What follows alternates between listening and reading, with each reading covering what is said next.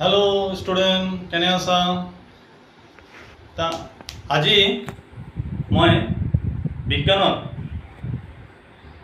দশম শ্ৰেণীৰ জীৱন প্ৰক্ৰিয়া চেপ্টাৰত কিছু কনসেপ্ট আলোচনা কৰিবৰ কাৰণে এটা সৰু ভিডিঅ' প্ৰস্তুত কৰিলোঁ।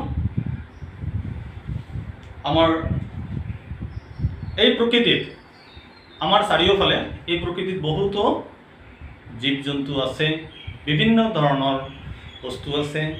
সকলোবোৰ বস্তু আমাৰ কেইটা ভাগত ভগা হৈছে জানানে?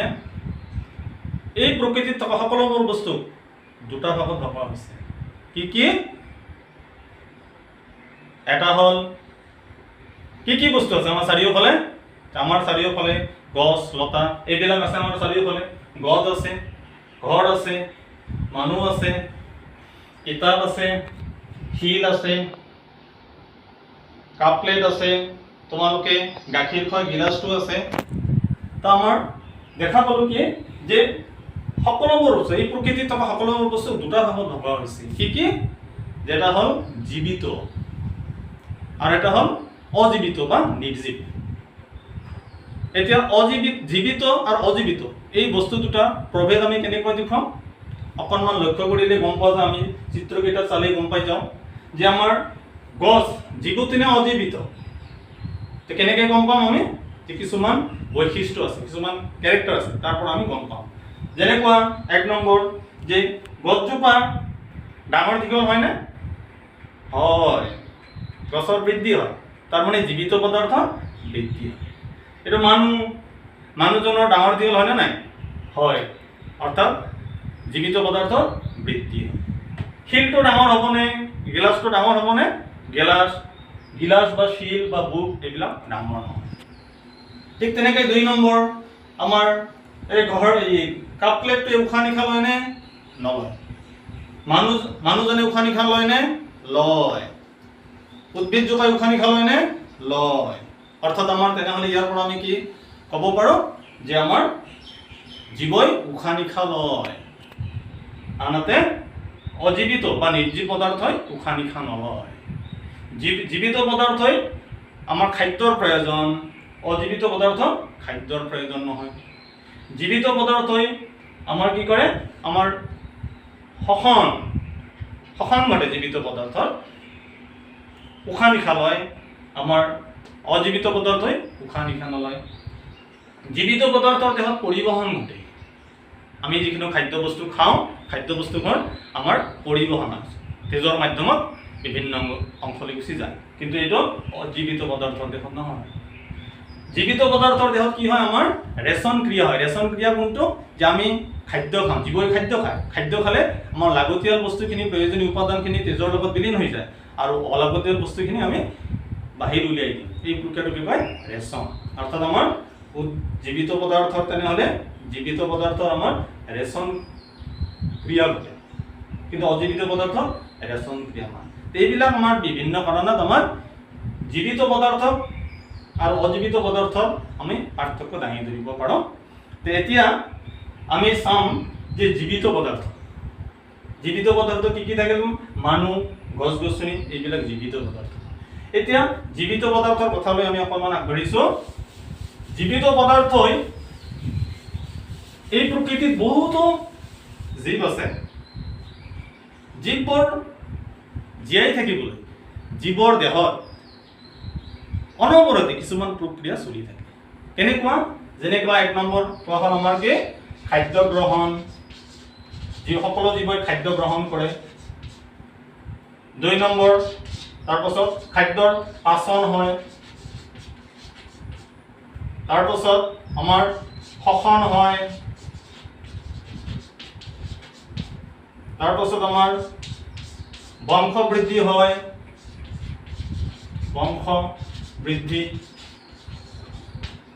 তাৰপাছত আমাৰ ৰেচন হয়।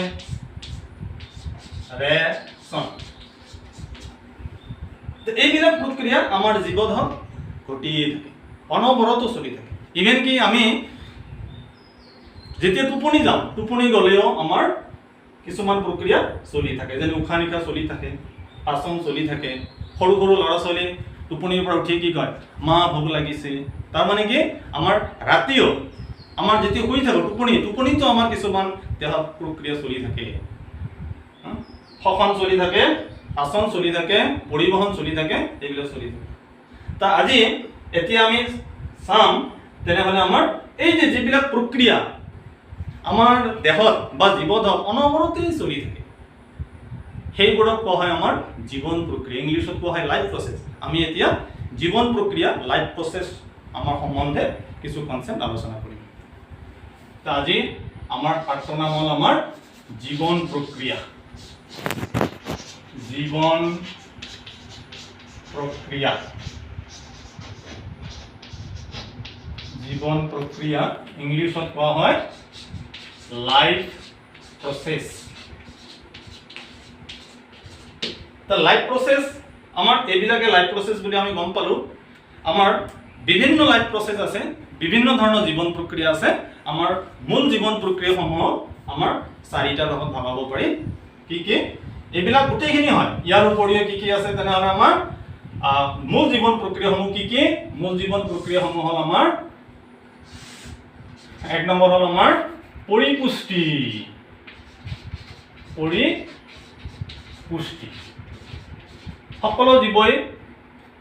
সকলো জীৱই পৰিপুষ্টি লাভ কৰিব লাগিব পৰিপুষ্টি হলেহে জীৱৰ বৃদ্ধি বিকাশ ঘটে পৰিপুষ্টি নহলে জীৱৰ বৃদ্ধি বিকাশ নহয় আৰু জীৱ এটা জীয়াই থাকিব নোৱাৰে কাৰণ পৰিপুষ্টি অতিকৈ প্ৰয়োজন নেক্সট আমাৰ শ্বসন ৰেস্পিৰেশ্যন বুলি কয় এইটো আমাৰ অতিকৈ প্ৰয়োজন শ্বসন কি বস্তু যে জীৱই খাদ্য খায় সকলো জীৱই আহাৰ খায় যে খাদ্য খালে খাদ্যখিনি আমাৰ জাৰণ হয় অক্সিডাইজ হয় জাৰণ ঘটি তাৰ পৰা শক্তি উন্মুক্ত হয় আৰু এই প্ৰক্ৰিয়াটোকে কোৱা হয় আমাৰ শ্বসন বুলি কয় ৰেস্পিৰেশ্যন বুলি কোৱা হয় আৰু শক্তিখিনি আমাৰ জীৱদেহত এটিপি আকাৰে সঞ্চিত হৈ থাকে এটিপি এডেনচাইন ট্ৰাইফস্ফেট বুলি কোৱা হয় এটিপি শ্বসন প্ৰক্ৰিয়াত এইটো উৎপন্ন হৈ যায় নেক্সট আমি আছে আমাৰ পৰিবহন ইংলিছ কোৱা হয় ট্ৰান্সপৰ্টেশ্যন আমাৰ খাদ্যৰ উপাদান কেইবিধ জানানে খাদ্যৰ উপাদান 6 বিধ কি কি কাৰ্বহাইড্ৰেট স্নেহ প্ৰটিন ভিটামিন অজৈব লৱণ আৰু পানী আমাৰ এই যে আহাৰৰ পৰা আমি এই প্ৰয়োজনীয় উপাদানসমূহ পাওঁ এই উপাদানসমূহ আমাৰ তেজৰ লগত বিলীন হৈ যায় আৰু তেজৰ মাধ্যমত এইবিলাক আমাৰ গোটেই অংশতে পৰিবাহিত হৈ যায় এটোই হ'ল পৰিবহন নেক্সট হ'ল আমাৰ কি যে আমি সকলো জীৱই আহাৰ খায় আহাৰৰ প্ৰয়োজনীয় উপাদানখিনি আমাৰ কোষে বা তেজে গ্ৰহণ কৰে আৰু অলাগতিয়াল বস্তুখিনি কি হয় আমাৰ দেহৰ পৰা বাহিৰ উলিয়াই দিয়া হয় অপ্ৰয়োজনীয় বস্তুখিনি আৰু এই প্ৰক্ৰিয়াটোকে কোৱা হয় আমাৰ ৰেচন ইংলিছত কোৱা হয় এক্সক্ৰিশন এক্সক্ৰিশন বুলি কয় আমাৰ বহু ধৰণৰ আমাৰ জীৱন প্ৰক্ৰিয়া আছে জীৱ এটা চলি থাকিবলৈ হলে বহুতো প্ৰক্ৰিয়া অনবৰতে জীৱদেহ চলি থাকে কিন্তু মূল জীৱন প্ৰক্ৰিয়া আমাৰ এইকেইটা আগত কোৱা হৈছে কি কি তেনেহলে পৰিপুষ্টি ইংলিছত কোৱা হয় নিউট্ৰিশ্যন শ্বসন ৰেস্পিৰেশ্যন বুলি কোৱা হয় পৰিবহন ট্ৰান্সপৰ্টেশ্যন বুলি কোৱা হয় আৰু ৰেচন এক্সক্ৰিশন বুলি কোৱা হয় তা আজি আমি চাম পৰিপুষ্টি নিউট্ৰিশ্যনৰ বিষয়ে আমি আজি কিছু কনসেপ্ট আলোচনা কৰিম তো পৰিপুষ্টি এতিয়া নিউট্ৰিশ্যন পৰিপুষ্টি কি এই কথাটো আমি প্ৰথমতে জানিব লাগে পুষ্টিকাৰক দ্ৰব্য আমাৰ গ্ৰহণ কৰাই হ'ল পৰিপুষ্টি আচলতে কি হয় কেনেকৈ পৰিপুষ্টি লাভ কৰে মানুহে যে আমাৰ পৰিপুষ্টি লাভ কৰিবলৈ হলে আমাৰ খাদ্য গ্ৰহণ হ'ব লাগিব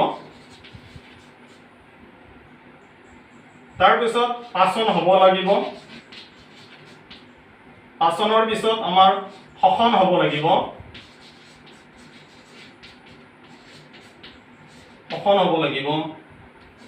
দেন ৰেচন হ'ব লাগিব এইবিলাক বিভিন্ন স্তৰ আছে পৰিপুষ্টিত তা এইবিলাকৰ মাধ্যমতে আমাৰ পৰিপুষ্টি লাভ কৰে তা আমাৰ পৰিপুষ্টি যদি আমি সজাই পৰাই কওঁ সূত্ৰটো তেনেহলে কি হ'ব যি প্ৰক্ৰিয়াৰ দ্বাৰা জীৱই খাদ্যবস্তুৰ পাচন আৰু শোষণৰ জৰিয়তে শক্তি উৎপন্ন কৰে, বৃদ্ধি বিকাশ ঘটায় আৰু জীৱদেহত হোৱা জৈৱিক বিক্ৰিয়াবোৰত আমাৰ উৎপন্ন হোৱা প্ৰয়োজনীয় শক্তি যোগান ধৰে, সেই প্ৰক্ৰিয়াটোকে কয় আমাৰ পৰিপুষ্টি, নিউট্ৰিশ্যন। এতিয়া পৰিপুষ্টি তেনেহ'লে আমাৰ খাদ্য গ্ৰহণকে বুজায় বেচিকেলি। তাৰ পৰিপুষ্টি খাদ্য গ্ৰহণ, জীৱই সকলো জীৱৰে খাদ্যৰ প্ৰয়োজন। এতিয়া খাদ্য গ্ৰহণ প্ৰক্ৰিয়াটো আমাৰ দুটা ভাগত ভাগ কৰা হৈছে। কিছুমান জীৱই কি হয়, নিজেই নিজৰ খাদ্য তৈয়াৰ কৰি লয়, প্ৰস্তুত কৰি লয়। কোনবিলাক নিজে নিজৰ খাদ্য তৈয়াৰ কৰি লয়? আমি এইটো ধৰিব পাৰোঁ উদ্ভিদৰ কথা। উদ্ভিদবোৰে নিজেই নিজৰ খাদ্য তৈয়াৰ কৰি লয়। কিন্তু আমাৰ প্ৰাণীবোৰে নিজে নিজৰ খাদ্য তৈয়াৰ কৰি ল'ব নোৱাৰে। তেওঁলোকে হাট বজাৰ কৰিব লগা হয়, মাৰ্কেট কৰিব লগা হয়, মাৰ্কেটিং। কিন্তু উদ্ভিদে কোনো মাৰ্কেট কৰিব নালাগে, বজাৰ কৰিব নালাগে। তেনেহ'লে ইয়াত দেখা গ'ল কি কিছুমান জীৱই নিজেই নিজৰ আহাৰ তৈয়াৰ কৰি ল'ব পাৰে, লয় পুষ্টি লাভ কৰে সেইবোৰ, আৰু কিছুমানে নিজেই নিজৰ আহাৰ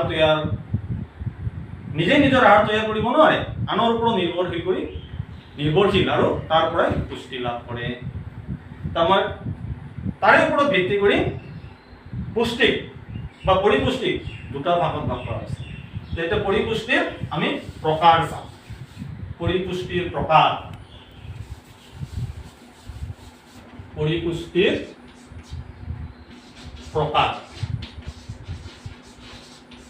টাইপ অফ নিউট্ৰিশ্যন। তো পৰিপুষ্টিৰ প্ৰকাৰ কি কি? পৰিপুষ্টিক আমাৰ দুটা ভাগত ভগোৱা হৈছে। যি পৰিপুষ্টি জীৱই নিজে নিজৰ আহাৰ তৈয়াৰ কৰি পুষ্টি লাভ কৰে তাকে কোৱা হয় আমাৰ সপোষিত পুষ্টি, অট'ট্ৰফিক নিউট্ৰিশ্যন বুলি কোৱা হয়।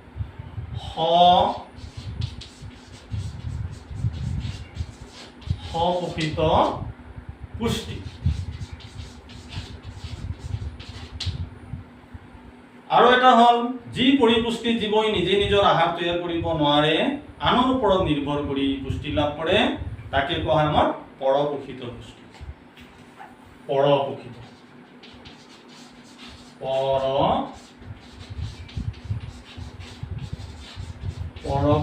পুষ্টি ইংলিছত কোৱা হয় হেটাৰট্ৰফিক নিউট্ৰিশ্যন। এতিয়া আজি আমি সপোষিত পুষ্টিৰ বিষয়ে আলোচনা কৰিম। সপোষিত পুষ্টি গমে পালা, মানে নিজেই নিজৰ পুষ্টি লাভ কৰে, আনৰ ওপৰত নিৰ্ভৰশীল নহয়। তো কোনবিলাকে সপোষিত পুষ্টি লাভ কৰে? সেউজীয়া উদ্ভিদবোৰ। সেউজীয়া উদ্ভিদে নিজে নিজৰ আহাৰ তৈয়াৰ কৰি পুষ্টি লাভ কৰে। তেনে সেউজীয়া উদ্ভিদৰ পুষ্টি সপোষিত পুষ্টি বুলি আমি কওঁ। আজি সপোষিত পুষ্টি তেনেহ'লে সপোষিত পুষ্টিত অৰ্থাৎ অট'ট্ৰফিক নিউট্ৰিশ্যনত জীৱই নিজে নিজৰ আহাৰ তৈয়াৰ কৰে। তাৰ আহাৰ তৈয়াৰ কৰোঁতে আমাৰ কি কি বস্তুৰ প্ৰয়োজন, এইটো এতিয়া কনচেপ্টটো আমি আলোচনা কৰিম। যেনেকৈ আমাৰ ঘৰত ভাত ৰন্ধা হয়, ভাত ৰান্ধোতে চব্জি ৰান্ধোতে কি লাগে? নিমখ, তেল, হালধি লাগে। এইবিলাক আমাৰ আঞ্জাৰ লগত চব্জিৰ লগত সংযোগ কৰা হয়। ঠিক তেনেকৈ আমাৰ উদ্ভিদ বা সপোষিত পুষ্টিত খাদ্য প্ৰস্তুত হওঁতে বা আমাৰ সপোষিত উদ্ভিদ কাৰ দেহত ঘটে? উদ্ভিদৰ দেহত ঘটে। উদ্ভিদে সপোষিত পুষ্টিৰ জৰিয়তে আমাৰ পৰিপুষ্টি লাভ কৰে। তো উদ্ভিদৰ খাদ্য প্ৰস্তুতকৰণত আমাৰ কি কি বস্তুৰ প্ৰয়োজন, প্ৰয়োজনীয় দ্ৰব্য বা উপাদানসমূহ কি কি, সেইটো আমি এতিয়া চাম। তাৰ সপোষিত পুষ্টিত আমাৰ প্ৰয়োজনীয় উপাদানসমূহ কি কি লাগে? অলপ আগতে ক'লোই যে আমাৰ যেনেকৈ চব্জি বনাওঁতে হালধি, তেল, নিমখ লাগে, তেনে উদ্ভিদৰ খাদ্য প্ৰস্তুত কৰোঁতে কি কি লাগে? তেনেহ'লে উদ্ভিদৰ খাদ্য প্ৰস্তুত কৰোঁতে মানে সপোষিত পুষ্টিত প্ৰয়োজনীয় উপাদানসমূহ কি কি? আমাৰ সূৰ্যৰ পোহৰ লাগে, লাগিব, সানলাইট লাগিব। নেক্সট লাগিব আমাৰ পত্ৰহৰিত পত্ৰ হৰিত লাগিব ক্লৰফিল বা পত্ৰ হৰিত নেক্সট আমাৰ লাগিব কাৰ্বন ডাই অক্সাইড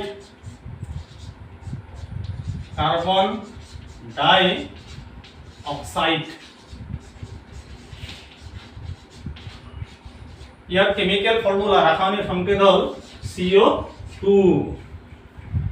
নেক্সট আমাৰ লাগিব আমাৰ পানী ৰাসায়নিক সংকেত হ'ল H2O পানী আমাৰ তেনেহলে সপুখিত পৰিপুষ্টি জীৱই নিজে নিজৰ আহাৰ তৈয়াৰ কৰি লয় তা আহাৰ তৈয়াৰ কৰোতে কি বস্তুৰ প্ৰয়োজন হয় তেনেহলে এই কেইটা বস্তুৰ প্ৰয়োজন হয় কি তেনেহলে আকৌ এবাৰ কৈছো সূৰ্যৰ পোহৰ লাগে পত্ৰ হৰিত লাগে কাৰ্বন ডাই অক্সাইড লাগে আৰু পানী লাগে তো উদ্ভিদে যি প্ৰক্ৰিয়াৰ দ্বাৰা খাদ্য বস্তু তৈয়াৰ কৰে হেতুকে কোৱা হয় সালোক সংশ্লেষণ তেনে উদ্ভিদে কি প্ৰক্ৰিয়াৰ দ্বাৰা খাদ্য বস্তু তৈয়াৰ কৰে সালোক সংশ্লেষণৰ জৰিয়তে খাদ্য বস্তু তৈয়াৰ কৰে আৰু সালোক সংশ্লেষণক ইংলিছত কোৱা হয় আমাৰ ফটোসিনথেসিস এটা সালোক সংশ্লেষণ কাক কয় সূত্ৰটো যদি আমি সজাই পৰাই ক'ব লাগে তেনেহলে কি হ'ব তেনেহলে আমি ক'ব লাগিব যে সেউজীয়া উদ্ভিদে সূৰ্যৰ পোহৰৰ উপস্থিতিত কাৰ্বন ডাই অক্সাইড আৰু পানীৰ মাজত ৰাসায়নিক বিক্ৰিয়া ঘটাই আমাৰ গ্লুকোজ জাতীয় খাদ্য বস্তু তৈয়াৰ কৰে গ্লুকোজ আৰু এই প্ৰক্ৰিয়াটোকে কয় সালোক সংশ্লেষণ বা ফটোসিনথেসিস তাৰ সালোক সংশ্লেষণ বা ফটোসিনথেসিসৰ আমাৰ ৰাসায়নিক বিক্ৰিয়াটো কি এটো আমি মনত ৰাখিব লাগিব সালোক সংশ্লেষণৰ ৰাসায়নিক বিক্ৰিয়াটো হ'ল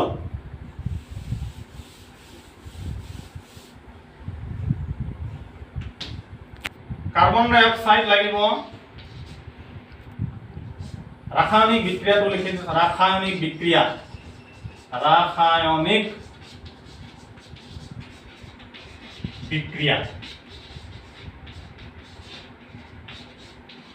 কাৰ ৰাসায়নিক বিক্ৰিয়া সালোক সংশ্লেষণ ফটোসিনথেসিস তেনে ফটোসিনথেসিসত কি লাগে এই চাৰিটা পদাৰ্থৰ প্ৰয়োজন তা আমাৰ সূৰ্যৰ পোহৰৰ উপস্থিতিত সেউজীয়া উদ্ভিদ কোৱাৰ লগে লগে তাত পত্ৰহৰিত থাকে এইকাৰণে আমাৰ পানী আৰু কাৰ্বন ডাই অক্সাইড এই দুটাৰ মাজত ৰাসায়নিক বিক্ৰিয়া হয় তা ৰাসায়নিক বিক্ৰিয়া হওঁতে ইয়াত আমাৰ সূৰ্যৰ পোহৰ লাগিব সূৰ্যৰ পোহৰ আৰু পত্ৰহৰিত লাগিব পত্ৰহৰিত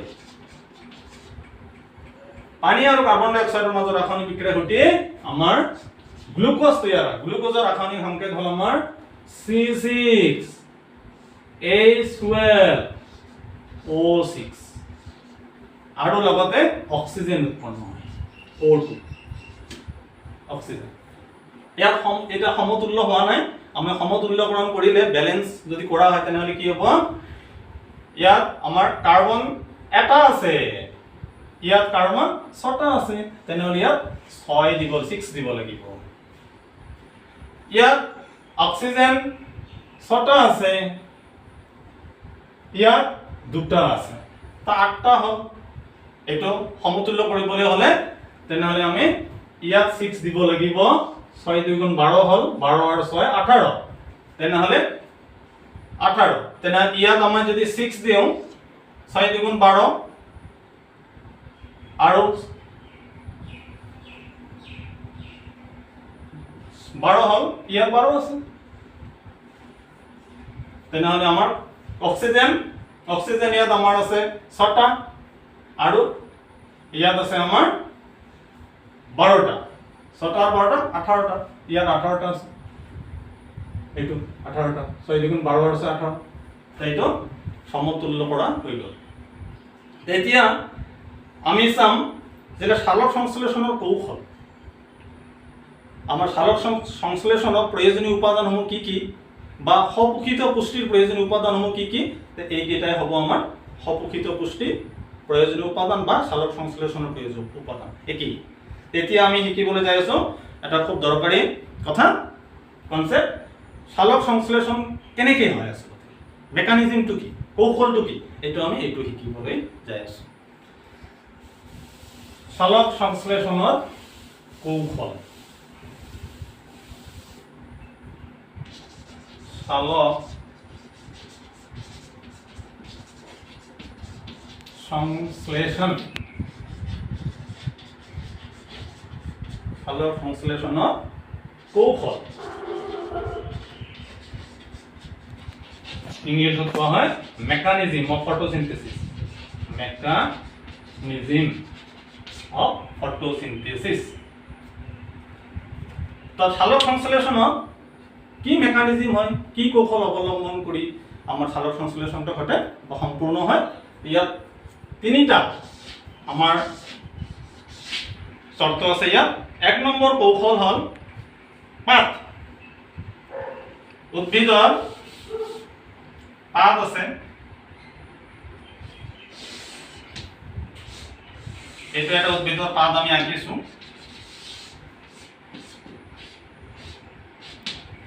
পাত এটা সূৰ্য সান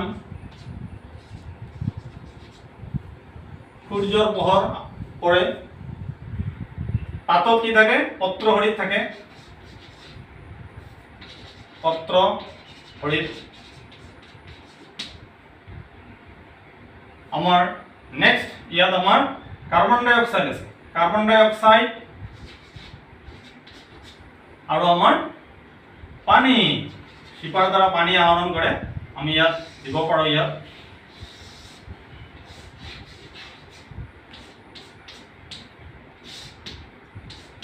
পানী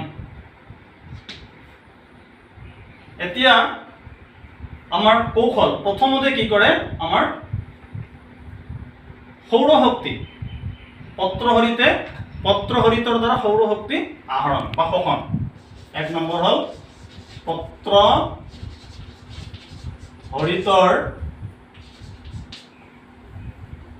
দ্বাৰা সৌৰ শক্তি শোষণ বা অ্যাবজৰ্পশন পত্ৰহৰিতৰ দ্বাৰা সৌৰ শক্তি শোষণ বা আহৰণ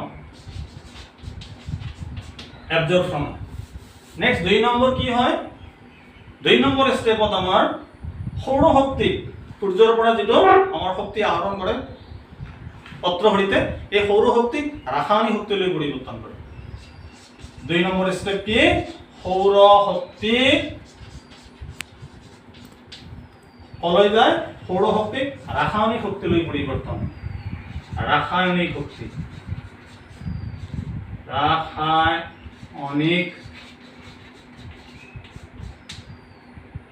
ৰাসায়নিক শক্তি ইয়াত কি হয় ইয়াতে পানীৰ কণিকা এই পৰ্যায়ত পানীৰ কণিকাটো ভাঙে পানীৰ কণিকাটো ভাঙি গৈ আমাৰ হাইড্ৰোজেন আৰু অক্সিজেন উৎপন্ন ঠিক আছে ইয়াত সমতুল্য কৰিলে ইয়াত 2 দিব লাগিব 2 2 গুণ 4 হাইড্ৰোজেন 4টা হল অক্সিজেন দুটা মিলি গৈছে হাইড্ৰোজেন 4টা ইয়াত 2 আছে ইয়াত 2 দিব লাগিব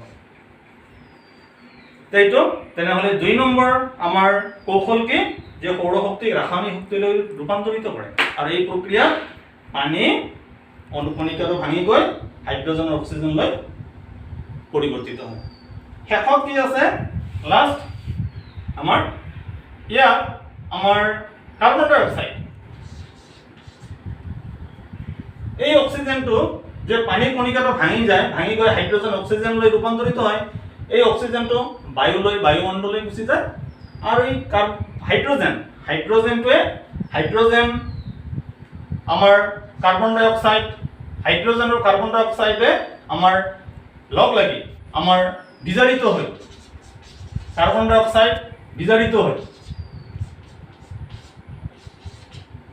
বিজাৰিত হয় আমাৰ খাদ্য বস্তু গ্লুকোজ তৈয়াৰ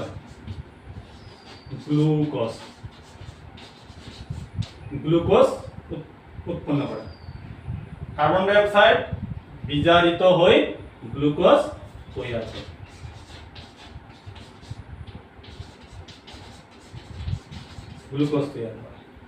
তে এই তিনিটা পৰ্যায়ত আমাৰ সালোক সংশ্লেষণৰ মেকানিজম জড়িত তা ইয়াত আমাৰ কি হয় ইয়াত যদি পাতত চোৱা হয় পাতত আমাৰ সূৰ্যৰ পোহৰ পত্ৰহৰিতে আহৰণ কৰি লয় তাৰ পিছত সৌৰ শক্তিক ৰাসায়নিক শক্তিত ৰূপান্তৰ কৰে আৰু ইয়াতে এই দুটা পানী আৰু কাৰ্বন ডাই অক্সাইডৰ মাজত ৰাসায়নিক বিক্ৰিয়া ঘটি গ্লুকোজ তৈয়াৰ কৰে ইয়াত গ্লুকোজ তৈয়াৰ হয়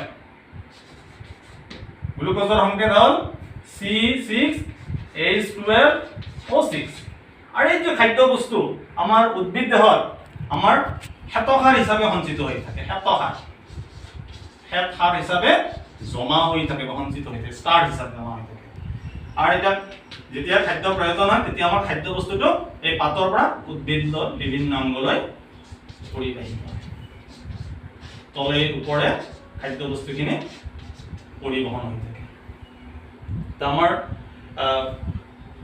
সালোক সংশ্লেষণৰ কৌশল এইখিনিয়ে তা মই শেষত আকৌ এবাৰ ৰিপিট কৰাই দিছোঁ যে আজি আমি কি আলোচনা কৰিলোঁ যে প্ৰথমতে আমি আলোচনা কৰিলোঁ যে এই প্ৰকৃতিত থকা সকলোবোৰ বস্তুকে দুটা ভাগত ভগোৱা হৈছে এটা হ'ল জীৱিত আৰু এটা হ'ল অজীৱিত বা নিৰ্জীৱ এইবিলাকৰ পাৰ্থক্য আমি গম পালোঁ যে জীৱিত পদাৰ্থই খাদ্য গ্ৰহণ কৰে অজীৱিত পদাৰ্থই খাদ্য গ্ৰহণ নকৰে 2 নম্বৰ জীৱিত পদাৰ্থৰ বৃদ্ধি হয় অজীৱিত পদাৰ্থৰ বৃদ্ধি নহয় 3 নম্বৰ জীৱিত পদাৰ্থৰ আমাৰ চলন ঘটে অজীৱিত পদাৰ্থৰ চলন নহয় জীৱিত পদাৰ্থৰ বংশ বৃদ্ধি ঘটে অজীৱিত পদাৰ্থৰ বংশ বৃদ্ধি নহয় জীৱিত পদাৰ্থৰ দেহত পৰিবহন ঘটে অজীৱিত পদাৰ্থৰ দেহত পৰিবহন নহয় ইত্যাদি বিভিন্ন আমাৰ উক্তিৰ জৰিয়তে আমি পাৰ্থক্যবিলাক ধুনীয়াকৈ দেখাব পাৰোঁ নেক্সট আমি 2 নম্বৰ ষ্টেপত আমি আলোচনা কৰিলোঁ কি যে জীৱিত পদাৰ্থ আমাৰ জীয়াই থাকিবলৈ হ'লে সকলো জীৱৰ দেহতে কিছুমান অনবৰতে কিছুমান প্ৰক্ৰিয়া চলি থাকে কোনবিলাক যেনেকৈ খাদ্য গ্ৰহণ পাচন শ্বসন ৰেচন এইবিলাক চলি থাকে এই সকলোবোৰ প্ৰক্ৰিয়াকে একেলগে কোৱা হয় জীৱন প্ৰক্ৰিয়া যে জীৱন প্ৰক্ৰিয়াত আমাৰ প্ৰথম আমাৰ মেইন জীৱন প্ৰক্ৰিয়াৰ মেইন 4টা ভাগত ভগোৱা হৈছে জীৱন প্ৰক্ৰিয়া এটা হ'ল আমাৰ নিউট্ৰিশ্যন তাৰপাছত আমাৰ 2 নম্বৰ হ'ল আমাৰ শ্বসন 3 নম্বৰ হ'ল আমাৰ পৰিবহন আৰু 4 নম্বৰ হ'ল আমাৰ ৰেচন তা আজি আমি নিউট্ৰিশ্যনৰ বিষয়ে কৈছোঁ নিউট্ৰিশ্যন কি পৰিপুষ্টি হ'ল যি প্ৰক্ৰিয়াৰ দ্বাৰা জীৱই খাদ্য পাচন আৰু শ্বসনৰ জৰিয়তে দেহৰ বৃদ্ধি আৰু বিকাশৰ লগতে ৰাসায়নিক বিক্ৰিয়াত লগা শক্তি আহৰণ কৰে তাকে কোৱা হয় আমাৰ পৰিপুষ্টি তা জীৱই পৰিপুষ্টি কিদৰে লাভ কৰে পৰিপুষ্টিৰ কিবা ভাগ আছেনে হয় পৰিপুষ্টি 2 ধৰণৰ হয় এটা হ'ল স্বপোষিত পুষ্টি পৰিপুষ্টি জীৱই নিজে নিজৰ খাদ্য প্ৰস্তুত কৰি লয় আৰু এটা হ'ল পৰপোষিত পুষ্টি জীৱই নিজে নিজৰ আহাৰ তৈয়াৰ কৰিব নোৱাৰে নেক্সট আমি শিকিলোঁ স্বপোষিত পুষ্টি প্ৰয়োজনীয় উপাদানসমূহ কি স্বপোষিত পুষ্টিৰ প্ৰয়োজনীয় উপাদানসমূহ হ'ল বা সালোক সংশ্লেষণৰ প্ৰয়োজনীয় উপাদানসমূহ কি এটা হ'ল আমাৰ সূৰ্যৰ পোহৰ 2 নম্বৰ হ'ল আমাৰ পত্ৰহৰিত 3 নম্বৰ হ'ল পানী আৰু 4 নম্বৰ হ'ল আমাৰ কাৰ্বন ডাই অক্সাইড এটা হ'ল প্ৰয়োজনীয় উপাদান বা কেঁচা সামগ্ৰী বুলি কোৱা হয় নেক্সট লাষ্ট হ'ল আমাক সালোক সংশ্লেষণৰ কৌশল মেকানিজম আচলতে কেনেদৰে সংঘটিত হয় তেতিয়া ইয়াত 3টা স্তৰ জড়িত ইয়াত 1 নম্বৰ কি হয় সালোক সংশ্লেষণৰ 1 নম্বৰ কৌশল হ'ল সৌৰ শক্তি আহৰণ পত্ৰহৰিতে সৌৰ শক্তিখিনি আহৰণ কৰে 2 নম্বৰ কি সৌৰ শক্তি ৰাসায়নিক শক্তিলৈ পৰিৱৰ্তন ইয়াত কি হয় পানীৰ কণিকাটো ভাঙি হাইড্ৰজেন আৰু অক্সিজেনলৈ ৰূপান্তৰিত হয় এটা কয় আলোক জল বিশ্লেষণ বুলিও কোৱা হয় নেক্সট 3 নম্বৰ আমাৰ কাৰ্বন ডাই অক্সাইড বিজাৰিত হয় আমাৰ গ্লুকোজ তৈয়াৰ আৰু গ্লুকোজ আমাৰ উদ্ভিদ দেহত আমাৰ শ্বেতসাৰ হিচাপে সঞ্চিত হৈ থাকে তা আজিলৈ ইমানেই নেক্সট আমি ইয়াৰ পিছত আমি শ্বসন চাম ইয়াৰ যদি ভিডিঅ'টো ভাল লাগিছে আমাৰ লাইক শ্বেয়াৰ ছাবস্ক্ৰাইব কৰিবলৈ নাপাহৰিব আজিলৈ ইমানেই সামৰিছোঁ টাটা বাই বাই